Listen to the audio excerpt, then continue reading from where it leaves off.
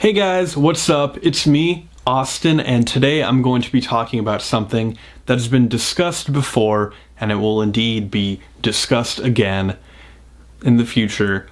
And it's been discussed at length by a lot of people, but I just want to give my take on it. So we're going to be talking about Batman's mental state. So I guess the question here is, well, the simplest question is, does Batman believe himself to be morally just in his actions? And the answer is yes. He believes himself to be morally just. Now, his intentions don't always match up with his actions. I mean, Batman creates a lot of his own problems. And this is, the simplest example is Jason Todd, aka Red Hood. Now, sure, there were a lot of things leading up to Jason Todd becoming the Red Hood, but essentially he put on the Red Hood because he wanted revenge on Batman for not avenging his death and killing the Joker. That alone, Batman creates a problem for himself. Batman started out just dealing with low-level criminals, putting them in jail and just dealing with low-level stuff. And then more people like Joker, Bane, Penguin, Riddler, they all came out and wanted to take on Batman. Another example is the Tower of Babel storyline, where Batman is revealed. It's revealed that Batman has contingency plans for all of the members of the Justice League. And the plans get stolen, used against the Justice League, and everyone almost dies because of Batman, because of Bruce Wayne and his paranoia for everything around him.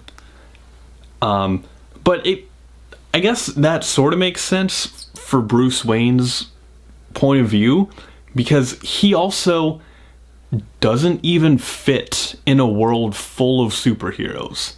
Like, what is a rich guy with a bunch of gadgets gonna do against a literal god?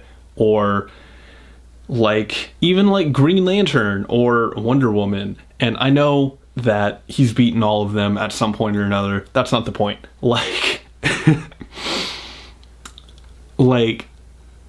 He has reasons for contingency plans, right? But that also, it isolates him and it makes everyone hate him.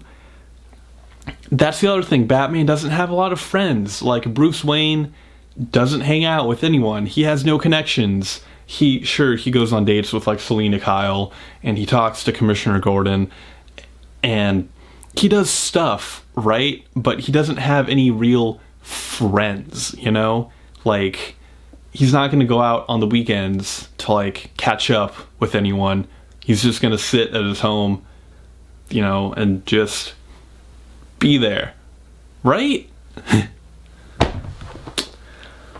Like, that kind of isolation can't be good for anyone, especially Batman. I mean, he already has a few screws loose in his head. I mean, he saw his parents die when he was super young. That can't be good for anyone. And his isolation just makes it all worse. And his sense of this moral high ground that he has by not killing anyone, which is a thin line at best. Because he's killed people. He's killed his villains before. But, he has this sense of a high ground to give himself a sense of morality, because he won't kill his enemies and all that. But also, if he killed his enemies, it would solve a lot of his problems. Like, how many times does the Joker come back? Okay, so Batman the Killing Joke is said to be the last Batman story, because it's the story where Batman finally kills the Joker, and without the Joker, the Batman is nothing. Even in Arkham Asylum, A Serious House on a Serious Earth, great story. If you haven't read it, go check it out. But it's where Batman goes into Arkham Asylum. All the prisoners have broken out. You know, all this stuff's happening, and the Joker at the end of the story says, "Hey, I'll see you when you get back. You know, I'll see you when you decide to come in." Because Joker knows that eventually Batman will end up in Arkham Asylum, because Batman is a crazy person.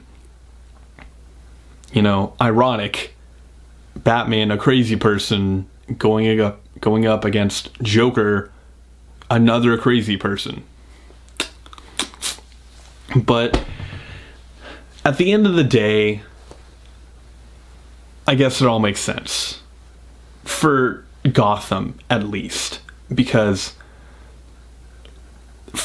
it doesn't make sense for anyone else. Like, even going back to Jason Todd, the Robins, like Dick Grayson, Jason Todd, Damian Wayne, Tim Drake, all of the Robins aren't necessarily sidekicks.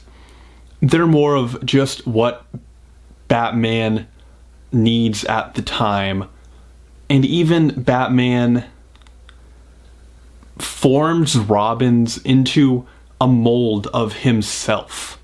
So they're not their own Robin, they're a second Batman. Which can't be good for any of the Robins either. Like, they're all messed up teenagers, and they're all trying to be good. And Batman's he's trying to make them better and all that, but he doesn't really do a good job. I mean, he's done a few, like Dick Grayson turned into Nightwing, all that. It's great, whatever. But he's just messing with these kids, dude. Okay. Going back, I guess Batman is a twisted, weird vigilante symbol of hope for Gotham, because he's the good, crazy guy that's keeping all the bad, crazy guys at bay and throwing them in Arkham Asylum. And that's what Gotham needs, is a weird, twisted sense of hope.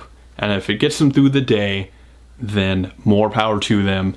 But seriously, just move out of Gotham. Okay, thanks so much. Hope you enjoyed the video. Let me know if I can do anything better. Things I can add, things I can take away. What do you guys think? Let me know. And I'll see you guys next time. Alright, bye.